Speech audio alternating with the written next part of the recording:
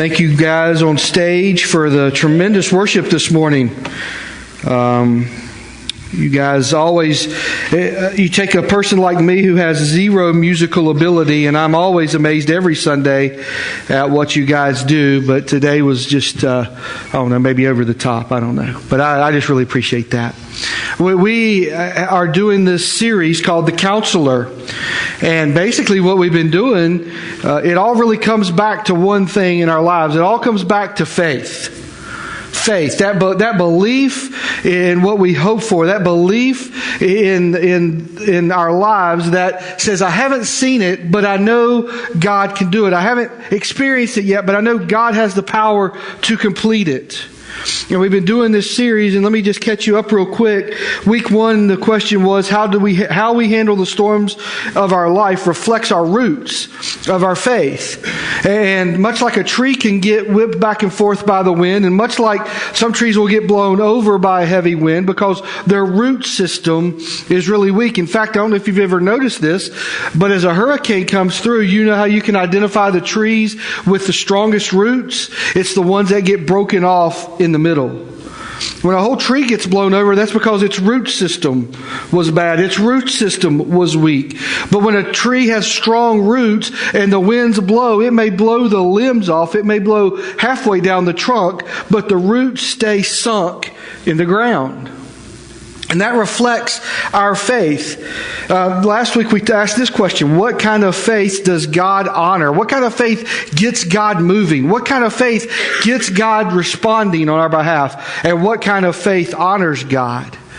You know, what kind of faith honors God? What kind of faith is it that we have that says, yes, God, I believe you for this. I believe you can do this. I believe you will do this in my life. And today we're looking at a story in the book of John about this man. I sort of gave you the lead in. He'd been sick for a long time. This wasn't just flu and allergy season. It wasn't just he didn't feel real good today. I mean, this was a long period of time, 38 years of not being able to walk, of not being able to move, of not being able to function. And as I've told you many, many times, as we look at these stories, we have to understand that in that society, in that day, a disability of any kind would almost make that person useless to society. Now today we don't treat people like that, or at least I hope we don't. We've come a long way in that. But in that day and in that society, you see this man who's a paraplegic, literally society would say he's of no use to us. Nothing he can do for us. You know, he can't work, he can't, you know, he's a drain, if anything, on our society. And so Jesus comes to him, and let's look in John chapter 5. John chapter 5. I'll just start reading in verse 1. Afterward, Jesus returned to Jerusalem. Did I say so? Okay. Well, afterward, Jesus returned to Jerusalem for one of the Jewish holy days. Inside the city, near the sheep gate. Now, understand that wasn't the most pleasant place to be. That's where all the sheep stayed, and that's where all the sheep pooped. So that wasn't really where you wanted to be. But inside the city, near the sheep gate, was the pool of Bethesda, with 5 covered porches. Crowds of sick people, blind, lame, or paralyzed, lay on the porches. One of the men lying there had been sick for 38 years. When Jesus saw him and knew that he had been ill for a long time, he asked him, "Would you like to get well?" That's a very important question today for us. Would you like to get well? And here's what the man said in verse 7. He says, "I can't, sir," the sick man said, "for I have no one to put me into the pool when the water bubbles up. Someone else always gets there ahead of me." Now here's what you need to understand. Let me just give you a little background about this pool that was there. It was just a real small body of water. It was surrounded by these covered porches, because I'm sure in the heat of the day it would have been very, very hot to be there. And what the belief was that from time to time, it wasn't every day, it wasn't on a schedule, but from time to time, the belief was an angel of the Lord would come down from heaven, and as he would come down from heaven, he would rustle the waters. And as he rustled the waters, the sick people believed, if I could get in there while the water's rustling, then I'll be healed. And so these people were there every single day. Some of them probably didn't go home because you never knew when this rustling, when the angel was going to come. And so these people had been there for a while, and this guy had been sick for 38 years. One of the reasons we believe he was probably a quadriplegic is because when he talks about he had no way to get down to the pool. He couldn't walk, and the only reason I believe he might be a quadriplegic is he couldn't have even moved himself with his hands. Okay? And so as we read that, and that's his reasoning for never making it to the pool, everybody getting there ahead of him, Jesus asked him, would you like to get well? Now see, this is a story on its face as we read it. Many of us say, well, I have nothing in common with that. I'm a pretty healthy person. I don't know where Rick's going with this message today because that can't apply to me because I take care of my body. I eat right. I exercise. I'm pretty good health. I just had a physical. Doctor says everything's good. So Rick, I'm not really sure where you're going. But here's what I'm going to say today to us. We're talking about today about those problems in our lives, those issues in our lives that persist. We're talking about those things in our lives maybe that we battle, those things in our lives that we war against, those things in our lives that have persisted. I'm not talking about allergy, in cold season. I'm talking about those who have these chronic illnesses. Most of the people that we see at our medical clinic when we do that are not folks that just don't feel good today. They are folks that battle something every single day. There's some disease or some illness. It's a chronic thing. It's a prolonged thing. It's a persistent thing. They have to have regular medications for daily. We're talking about those kinds of things today. We're talking about those. We're not talking about the argument maybe you had with your spouse, but we're talking about those that are caught up in a sick marriage. One that has persisted for months and maybe even years. And it's unhealthy and it's full of bickering and arguing and maybe even abuse. Maybe today you're here and you are a certified, bona fide alcoholic. Maybe you're really good at hiding it from the church. Maybe you're really good at hiding it from your boss. Maybe you're really good at hiding it from your family.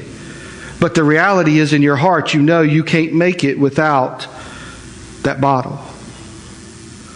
We're talking about today about those who battle, maybe for long, long times, drug addictions.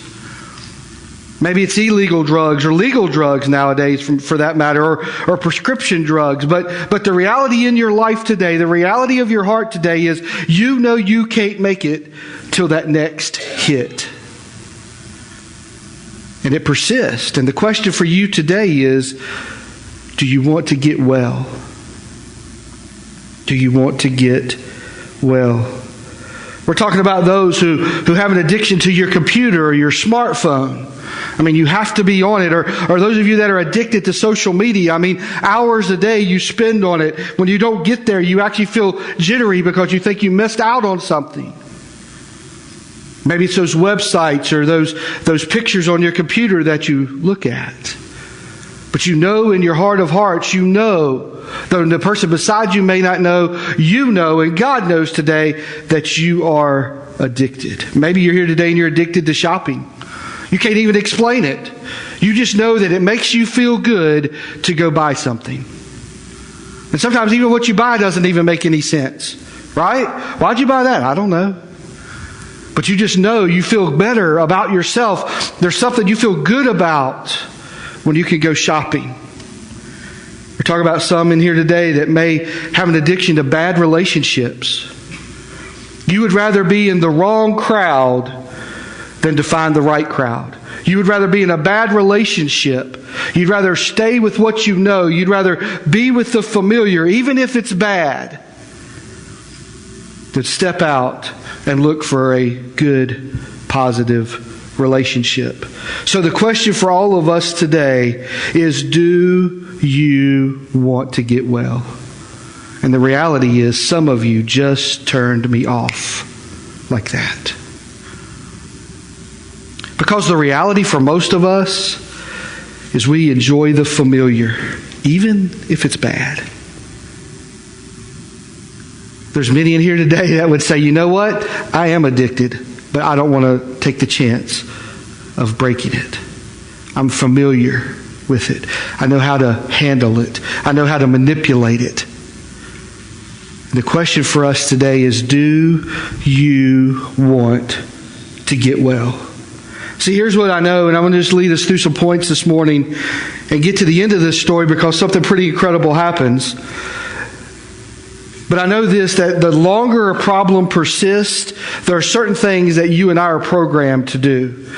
Somehow we got programmed maybe by our parents. Somehow we got programmed by society or culture, friends, growing up, our experiences, whatever it is.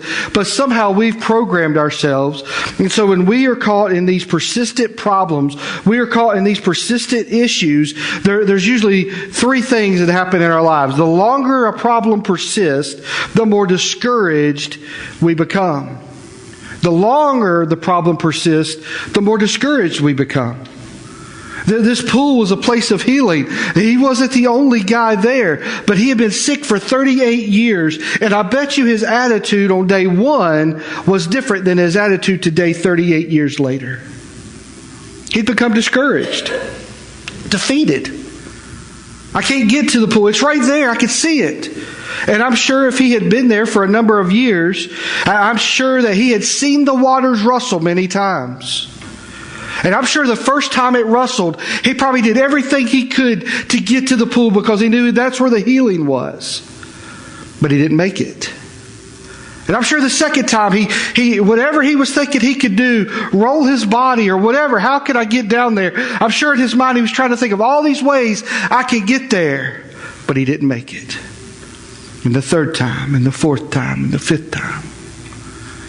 And I'm sure that there came a point when the waters rustled, when he just looked at them. He didn't try to get to them. He probably even lost hope in the fact that the water could heal him. Because his problem had persisted for so long, and he had become so discouraged. Many of us may be like that today. 5 pounds turned into 10 pounds, turned into 15, and then at 20, and then at some point we just gave up.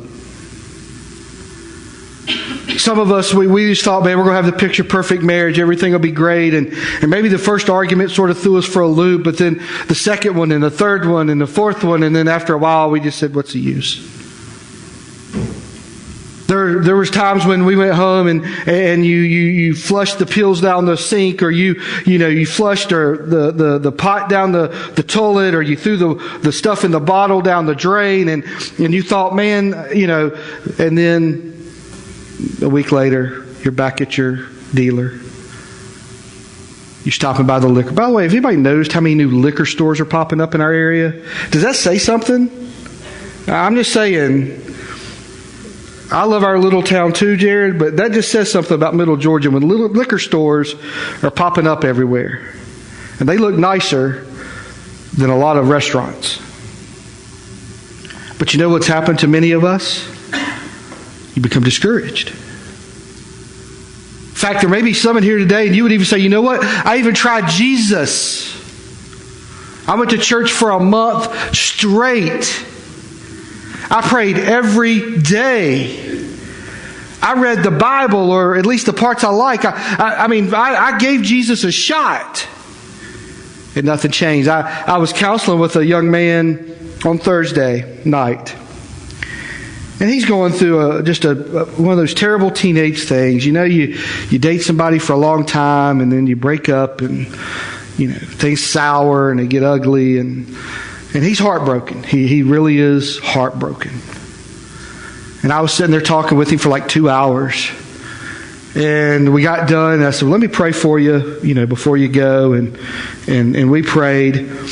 And not long after we prayed, he got another text from, his ex-girlfriend, and it was an ugly text. And his comment was, well, the prayers didn't work. Like, it wasn't 15 minutes ago. It was one prayer, But a lot of times we think that, right? I'll just pray about it, and when it does, we just get discouraged. And that's what happens to many of us. In fact, many of you are here today, and if you were to be honest with yourself and honest before God, and by the way, you might as well be, Okay, you can't lie to God. You can't fool God. You can manipulate people, but you cannot manipulate God. The truth of the matter is, if you were just to be honest, you would say, you know what, Rick? I'm just discouraged. I've tried, and I'm just discouraged. The second thing that happens to us, the longer that these problems persist, the more excuses we make, right? It isn't my fault, it's their fault. It isn't my issue, it's how I was raised. It was this, it was that. In fact, I wrote some of the things down I've heard when I've counseled people. I've heard people say, it's how I was raised, that's why I'm this way. Here's a big one, that's just how I am. Can I tell you, just how you are, and you're a jerk, doesn't make it any better. That's just how I am. I've heard people say, it's the stress. It's my boss's fault. It's my wife's fault. It's my husband's fault. It's my kid's fault. It's my parents' fault. I've heard I was bored. I was depressed. The longer a problem persists, the more excuses that we make. This guy had been there for a lot of years. He'd been sick for 38 years. And when Jesus says, hey, what's going on? You want to get well? Well, I can't get to the water. I can't get down there. And I'm not trying to cast a shadow over him, because I'll be honest with you, if I was in his position, I'm pretty sure I couldn't have gotten down there either. But we all begin and we all learn how to make excuses. We make excuses in our marriage. We make excuses in our finances. We make excuses in our lives. We make excuses. Instead of being able to say, here's the issue, here's the problem, and here's how I attack it, we make excuses. And our country is becoming very good at it. In fact, I'm just going to tell you that there's a generation coming out, they're probably in elementary school about now. So those of you that are middle school teachers, you watch out. Those of you that are high school teachers, they're coming. But there's a generation coming where it's never their fault. It's always going to be somebody else's issue. Sorry to hear. Maybe you have some overachievers. They got there early. I don't know. But hey, that's the way we are. And let me tell you, before we start casting dispersion on those kids, many of us in this room are exactly the same. Instead of saying it's my fault, instead of saying I'm sorry, instead of asking for forgiveness. I've been with married couples and we're sort of counseling and talking, and instead of somebody just saying it was my fault, I messed up, I'm sorry, will you forgive me? They say, I should have said that, but, and then whatever they fill in the blank with later. But what happens to all of us? We are programmed. I'm not sure if our society has done it, but it's our human nature, our sin nature probably, that we are programmed that when things persist for a while, we just learn to make excuses for them. Instead of attacking them, instead of trying to approach them, instead of trying to get well, so to speak. The last thing that happens when a problem persists over a long period of time is we learn how to compensate, right?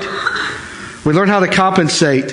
We buy bigger clothes. We hide the credit card statement. We say, I'll pay for it later. We hide the bottles. We hide the bags. We hide those things. We sleep in separate beds. We come to bed late. We get up early. We work late. We learn how to compensate for those problems that we have. We learn to compensate for those sicknesses that are in our life. This isn't in my notes, and I don't know. I guess Monica's in the nursery today. I can share this story. I'll only get in trouble for it later. Nah, when I don't remember how old I was, but I began to get sleep apnea. Everybody's familiar with that nowadays. And I went to the doctor. His first order of treatment: lose 75 pounds. My first order of business was find a new doctor. And but in our marriage, it had become really a stressful thing because Monica's a very light sleeper. In fact, Monica could tell when people get home 2 and 3 streets over in our neighborhood. It's like sonar hearing is what we sort of say about. She could hear. She could really hear. She could probably hear this right now. And so you've got somebody who's a very light sleeper, can hear just about anything. You got people like me over here making all sorts of racket, right? When we came to visit Georgia for the very first time, they put us up in a hotel, and Monica spent the first 2 nights sleeping in the bathtub in the hotel. Because I just make all sorts of racket. She couldn't sleep, Well, in our home, we had a guest room. So it became Monica slept in the guest room, and I slept in our bed. And we just went like that. We compensated like that. And there wasn't that there was a strife in our marriage. It wasn't that our marriage was breaking up, over that. It was just literally our marriage couldn't function, is what it was. And we just let it go like that for a long time. And we didn't think anything about it. We thought, hey, it's okay. She sleeps over here, she gets a good night's sleep. I sleep over here, I get a good night's sleep. Until one day when somebody came to visit our house, and our boys were giving them the tour, and I don't remember if it was Austin or Blake, but one of them says, and here's where my mama sleeps, and here's where my daddy sleeps. But all we had learned to do was compensate, right? Instead of going to the doctor, in that day, the treatment was to lose weight. Instead of losing 75 pounds, this time I went to the doctor, was able to get, the CPAP machine and all that kind of stuff. But all we had done for months, if probably more than a year, had just compensated instead of addressed the issue that was going on. And see, many of us are the same way. And the question today is, do you want to keep compensating? Do you want to keep being discouraged? Do you want to keep making excuses? Or do you want to get well? That's the question today. Do you want to get well? Well, let's look and see what happens at the very end of this story. It's pretty cool. Jesus told him, stand up, pick up your mat and walk. Man, 38 years, and he just had to say, stand up, pick up your mat, and walk. Instantly, the man was healed. He rolled up his sleeping mat, and he began walking. Instantly, the man was healed. What did it take in that moment? 38 years of discouragement, 38 years of excuses, 38 years of compensating. What did it take in that moment for him to be healed? It took faith. Because Jesus said, stand up, pick up your mat, and walk. Here's the deal. Jesus had already healed him. And at that moment, he could have said, yeah, right. Stop mocking me. What are you doing? I've been sick for 38 years.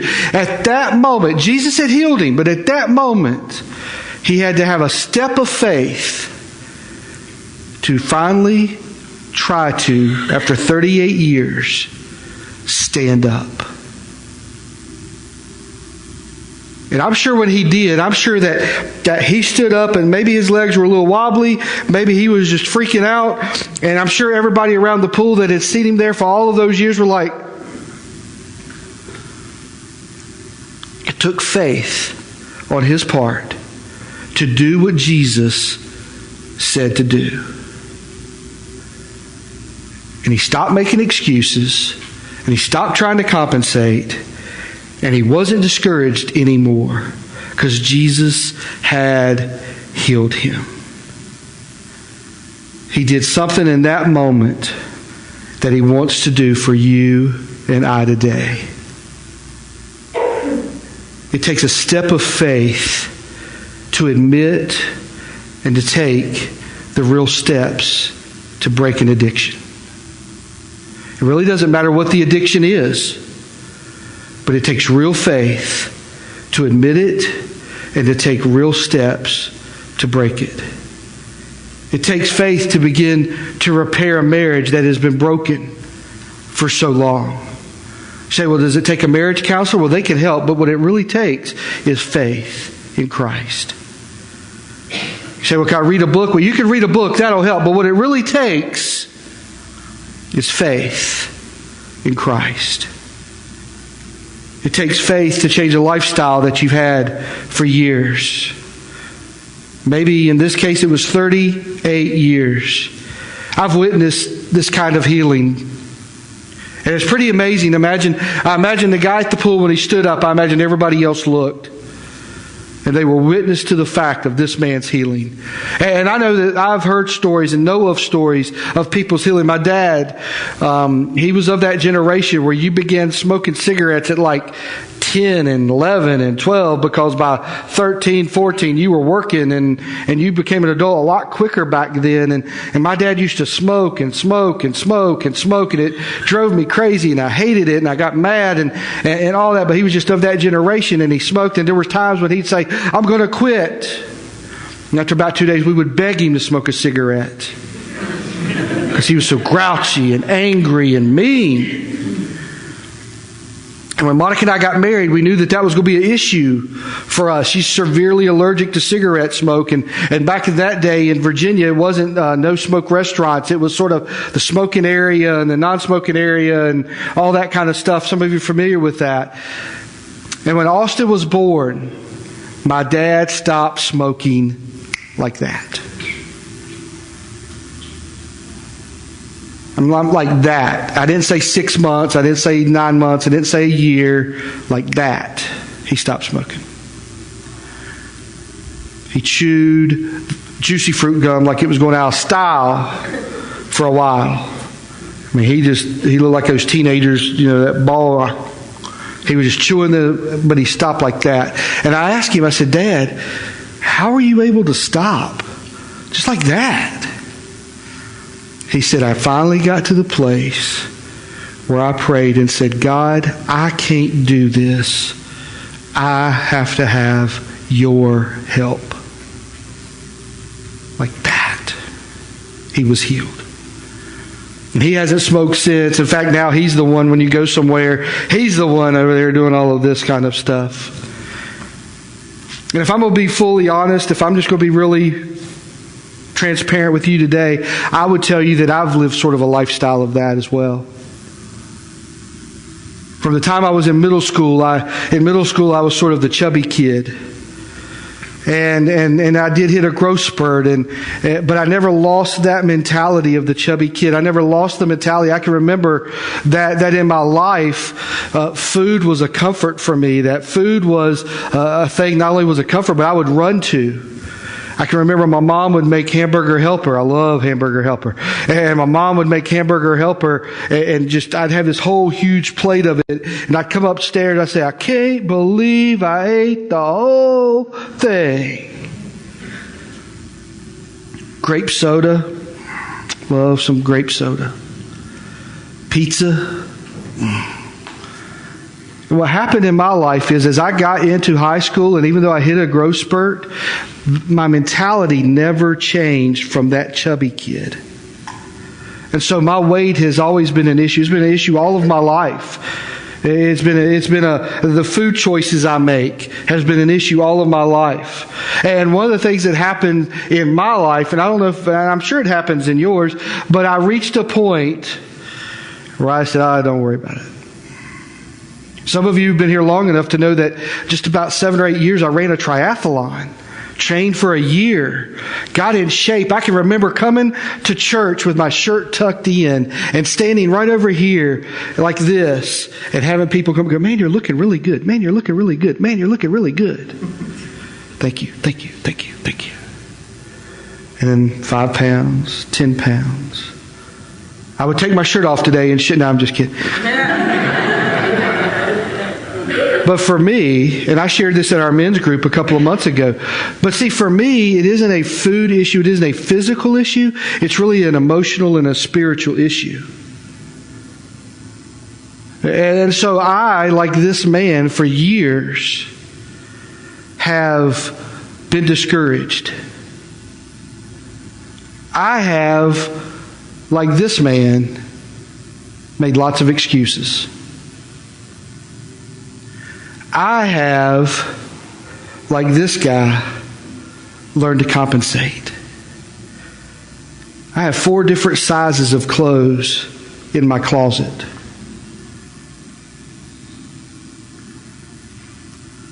And see, the question for me this week, I've been so convicted. The question for me this week has been, Rick, do you want to get well?